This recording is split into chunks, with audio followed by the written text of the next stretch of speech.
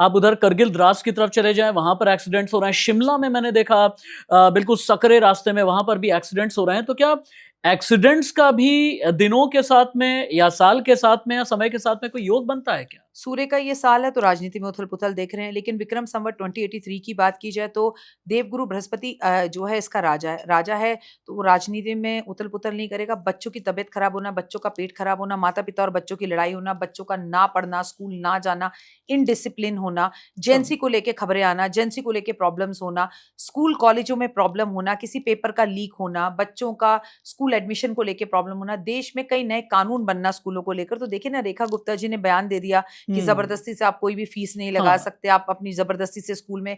तो ये सब चीज़ें होंगी, नए कानून बनेंगे, स्कूलों के लिए भी नए प्रिंसिपल्स आएँगे। प्लस साधु, संत, समाज हम्म। और आप जितने भी मंदिर देखते हैं, उनको लेके विवाद। अब ये तो हो गया गुरु की वजह से। अब आपने कहा एक्सीडेंट, मंगल पर आ जाते हैं। मैंने हम्म। आपसे कहा मंगल मेष राशि में जा रहा है, तो आपका घर बनना, प्रॉपर्टी बनना, घर कंस्ट्रक्शंस होना, भाई-भाई में लड़ाई होना, प्रॉपर्टी को लेके विवाद होना। लेकिन मंगल एक्सीडेंट का मुख्य कारक है, अग्नि घटनाओं का मुख्य कारक है, मंगल मुख्य कारक है पड़ोसी मुल्कों से दुश्मनी और युद्ध का कारक होता अच्छा। है, पहाड़ों का खिसकना, बादल का फटना, बेवजह की बारिशों का होना। कभी देखा है आपने अपने जीवन काल में मई में बारिश हो रही हो? तो ये सब मंगल मई कराता में है। बारिश नहीं थी और अप्रैल में इस तरह की गर्मी मुझे नहीं याद पड़ता कि मैंने जब से होश संभाला है दिल्ली एनसीआर में या फिर नॉर्थ इंडिया में इस तरीके की गर्मी मैंने देखी हो। अच्छा, मजाक में या बहुत बार अमूमन बातों में लोग ये कहते हैं इतनी गर्मी अगर पड़ रही है, इतनी अगर बारिश हो रही है तो मान करके चलिए कि शिव जी का त्रिनेत्र खुल गया। इस तरह की बातें करते हैं क्योंकि शिव जी संहारक भी हैं, उनके बारे में कहा जाता है। लेकिन जो शिव का त्रिशूल है वो बहुत ही सुंदर है। शिव के त्रिशूल पर एक पूरी काशी नगरी बसी हुई है। शिव के त्रिशूल में 3 अलग-अलग शूल हैं, जो कभी-कभी आध्यात्म दिखाते हैं, कभी ऊर्जा दिखाते हैं और कभी धर्म परायण हमें करने का आशीर्वाद भी देते हैं। ये शिव के जो त्रिशूल हैं, 3 अलग-अलग शूल हैं, ये क्या हैं? आपने तो खुद ही अपने सवाल का जवाब दिया। शिव के जो त्रिशूल है वो यूनिटी भी तो दिखाते हैं, ब्रह्मा, विष्णु और महेश। वाह! उस यूनिटी को देखिए। ग्रेट। और हुँ। ये जो लोग कहते हैं ना, तीन तिगाड़ा काम बिगाड़ा, मैं तो कहती हूँ तीन जहां मिल जाए वही काम बनता है। हुँ। ब्रह्मा, विष्णु, महेश ने सृष्टि को बना रखा है। हुँ। शिव का जो त्रिशूल है वो मेरी माँ दुर्गा के पास भी है, हुँ। वो दुश्मनों के संहार के लिए भी है। वो ये दिखाता है हम तीनों खड़े हैं। भैया अगर आप सही रहोगे तो ये त्रिशूल खड़ा रहेगा, सृष्टि चलती रहेगी, शक्ति का प्रतीक है। हुँ। जब आप शिव के हाथ में त्रिशूल देखते हैं ना, उसे त्रिशूल को नहीं, शक्ति को उनके हाथ में देखिए कि भैया जरूरत पड़ेगी तो संहार कर देंगे। याद करिए माँ काली का रूप, शिव उनके पैरों में और त्रिशूल उनके हाथ में। हुँ। तो वो त्रिशूल एक ऐसा है कि अगर खड़ा रहे तो वो आपको यूनिटी दिखाता है, हुँ। ब्रह्मा, विष्णु, महेश, विक्ट्री। लेकिन अगर जरूरत पड़े तो उसका प्रयोग भी किया जा सकता है। हुँ। हमारे यहाँ पर कहते हैं जब दुश्मन आपको बहुत तंग कर रहे हो तो नवरात्रों में माँ को त्रिशूल अर्पण करना चाहिए। हुँ। और हमारी भारतीय सभ्यता संस्कृति में तो लोग अपने घर में त्रिशूल रखते भी थे अपनी सुरक्षा के लिए। तो ये इतना खूबसूरत चिन्ह है जो आपके मान सम्मान और प्रतिष्ठा को बताता है, जो शिव की शक्ति, शिव और शक्ति के एक होने को बताता है, हुँ। ब्रह्मा विष्णु का आपस में रिश्ता बताता है। थोड़ा-सा इंतज़ार कीजिए, मुझे पता है कि जितने भी 12 राशि के जातक हैं, वो अपना नाम आने का इंतज़ार कर रहे हैं, अपनी राशि आने का इंतज़ार कर रहे हैं, हो जाएगा। लेकिन जब शिव जी की बात चली है, तो फिर एक चीज़ के बिना शायद बात दीदी अधूरी रह जाएगी और आपने शुरू में कहा कि जो ध्वनि होती है ना, अपने आप में एक एक अलग ऊर्जा का संचार करती है। शिव जी के बारे में कहते हैं रचयिता भी हैं और संहारक भी हैं, बस यह है कि वो अपना रूप जिस तरीके का भी दिखाएं। और जब सृष्टि की रचना की बात आती है तो कहते हैं कि डमरू की आवाज के बिना सृष्टि की रचना होती भी नहीं है। जी। आपने शंख की आवाज की बात कर दी, डमरू के बारे में थोड़ा बताइए ना, क्योंकि कहते हैं शिव जी की पहचान डमरू, सृष्टि का को जब रचने की बात आती है तब भी डमरू बजता है।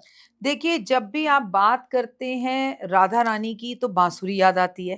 ट्रू। जब भी आप बात करते हैं लक्ष्मी की तो शंख हम्म। याद आता है। हम्म। लेकिन जब भी आप शिव पार्वती के प्यार की बात करते हैं तो डमरू याद आता है। जब वो तांडव करते हैं, जब वो नृत्य करते हैं, जब वो पार्वती के साथ होते हैं, जो डमरू उनका बजता है, ये सृष्टि बिल्कुल सूनी थी, उदास थी। इसमें बिल्कुल भी वाइब्रेशंस नहीं थी, एनर्जीज नहीं थी, पावर नहीं थी, आवाज नहीं थी। हम्म। जब ये सृष्टि ब्रह्मा जी ने बजाई तो शिव ने डमरू बजाया। और जब वो डमरू सिर्फ दो धागों में बना हुआ, दो मोतियों से वो डमरू बजा, इस पूरी सृष्टि में आवाज आई। हम्म। और उस आवाज का आज आप ये हाल देख रहे हैं, क्या शोर, क्या मजा, क्या म्यूजिक, क्या गाने, क्या लिरिक्स, क्या नहीं है। हम्म। अगर डमरू ना होता तो आप और मैं शायद कान के विहीन होते, कान ना होते, आवाज नहीं होती, वाइब्रेशंस नहीं होती। डमरू की आवाज की वाइब्रेशंस है कि शिव खुश है। अच्छा, जब इस सनातन के प्रतीक की बात आपसे होती है ना, मुझे ऐसा लगता है कि आप एक अलग-सी दुनिया में चली गई हैं, ईश्वर से आपने लौ लगा ली है और ईश्वर से लौ लगाने वाले इसी ज्योतिषाचार्य से मैं राशियों की बात ना करूँ तो शायद बात बड़ी अधूरी जी। रह जाती है और जैसा हमेशा मेरी एक रवायत होती है 3-3 के सेट में आपसे बात करता हूँ, लेकिन सनातन पर कुछ और भी सवाल होंगे और अभी मैं आपको नहीं छोड़ने वाला। जी। मेष, वृषभ, मिथुन यानी एरीज, टॉरस, जेमिनी इनके लिए बाकी जो बचे हुए 6 या 7 महीने हैं, उनमें आप क्या देखती हैं? मेष राशि की बात विस्तार में करते हैं तो पहले तो 11 मई को मंगल इनके यहाँ आ रहा है। मैं इनसे कहूंगी कि अपने बीपी शुगर का ध्यान रखें।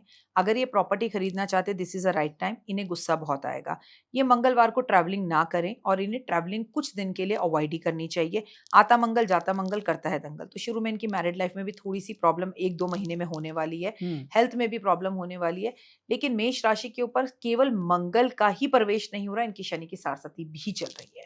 तो इसलिए ओवर कॉन्फिडेंस में आकर कोई भी बड़ा-बड़ा पैसा उधार ना लें, बड़े-बड़े काम ना करें, अरे मैं कर लूँगा, देख लूँगा, हो जाएगा। तो आपको हवाओं में नहीं उड़ना, प्रैक्टिकल रहकर करना है और इनको अपनी हेल्थ का ध्यान रखना है। आने वाले टाइम में इनके पेट से जुड़ी कोई समस्या हो सकती है, उपाय पुरुषोत्तम मास में जितना गुड़ हो सके उतना गुड़ ये दान करें, ज़रूरतमंद को दें, गुड़ के चावल बनाकर बाँटें और 1 या 2 टुकड़ा गुड़ जो है वो गाय को खिलाएँ। ऐसा क्यों कह रही हूँ? गुड़ होता है गरम। आपके ग्रह सही करने के लिए गाय को प्लीज़ तकलीफ ना दें। क्योंकि उस गर्मी से गाय को प्रॉब्लम होगी। इस वक़्त सबको ठंडा-ठंडा चाहिए, तो ठंडा-ठंडा दें, वो बेहतर रहेगा। अगली राशि वृषभ राशि। अब वृषभ राशि में सूर्य का प्रवेश होने जा रहा है 14 मई को और वहीं पर जो है बुध भी प्रवेश करने वाला है 17 मई के आस-पास ही करीब। तो अब देखिए यहाँ बन जाएगा बुध आदित्य योग। हुँ, जब ये बुध आदित्य योग बनेगा, वृषभ राशि का स्वामी कौन? शुक्र। पहले इनकी बल्ले-बल्ले है, बहुत अच्छा चल रहा है इनका समय। लेकिन जब सूर्य आएगा तो सूर्य मतलब कॉन्फिडेंस, आत्मा, मान-सम्मान, प्रतिष्ठा, यश। तो थोड़ा-सा गुस्सा आपको आ सकता है, गुस्से पर थोड़ा काबू करना है, पिताजी की सेहत का अगले कुछ महीनों में ध्यान रखना है। आपके लिए विदेश यात्रा अच्छी रहेगी, आपके लिए फ़ॉरेन से कोई खुशखबरी आ सकती है, आपका जीवन अच्छा हो सकता है, आपका पैसा आपके घर लौट के आ सकता है और आपका कॉन्फिडेंस ज़बरदस्त रहेगा। लेकिन बुध मतलब वाणी, तो भैया ज़रा सोच के बोलें, ऐसा कुछ ना बोलें कि कड़वा बोल दें, हुँ, किसी का दिल टूट जाए। पुरुषोत्तम मास में क्या करें कि आने वाले पूरे 6 महीने अच्छे रहें? सबसे पहली बात महालक्ष्मी की पूजा करें हुँ। और इनके लिए बहुत ज़रूरी है कि दही की लस्सी बनाकर बाँटें। दही की लस्सी बनाकर स्वयं भी पिएँ और ये लक्ष्मी चालीसा का पाठ पूरे के पूरे पुरुषोत्तम मास में करें तो ओए होए! इनका जीवन खूबसूरत है। बात मिथुन राशि की। मिथुन राशि में इस वक़्त देवगुरु बृहस्पति हैं, हुँ, जो निकलेंगे 2 जून को। अब जब आपका घर खाली होगा, वो इतने दिन आपके साथ रहे, फिर ग्रह आ रहा है, जा रहा है, तो कुछ चीज़ें आपके जीवन में मोटापा बढ़ रहा था, हुँ, तबीयत खराब हो रही थी, हुँ, हाथ-पैरों में दर्द हो रहा था, हुँ, वसा शरीर में बढ़ रही थी, वो सब थोड़ा ठीक होगा। हुँ, एक कन्फ्यूज़न वाली स्थितियाँ इनकी चल रही थी, हुँ, वो बेहतर होंगी, मैरिड लाइफ़ डिस्टर्ब चल रही थी, वो बेहतर होगी। पुरुषोत्तम मास का समय है, आपको करना क्या है, पहले तो गणेश जी की पूजा, आराधना, अर्चना करनी है क्योंकि आपकी राशि का स्वामी कौन है? बुध है। हुँ। दूसरा आपको पूरे महीने में तुलसी पर जल देना है। पुरुषोत्तम मास में दीपक जलाना है, जो 17 मई से शुरू हो रहा है और 15 जून तक रहेगा। तो पूरे महीने में सेवा करें और किन्नर कहीं पर आपको मिलते हैं, तो आप उनको पैसे ज़रूर दें, पैर छुएँ, आशीर्वाद लें। देने से तो देखिए कभी कम नहीं होता, जितना दें बैंक बैलेंस उतना बढ़ता है। यानी किन्नर भी शुभ हो सकते हैं कुछ राशि वालों के लिए। सबके लिए शुभ है, किसी भी राशि के लिए 12। अच्छा, वो हमारे जीवन का अभिन्न अंग हैं। अच्छा। उनके आशीर्वाद, दुआ और बद्दुआ ऊपर तक जाती है, ईश्वर उसे पहले सुनता है। अगर वो वारे-वारे हो जाएँ आप पर तो आपके वारे नहीं आ रहे हैं। आपने वृषभ राशि की जब आप बात कर रही थी ना, तो आपने क्रोध की बात की थी, है ना?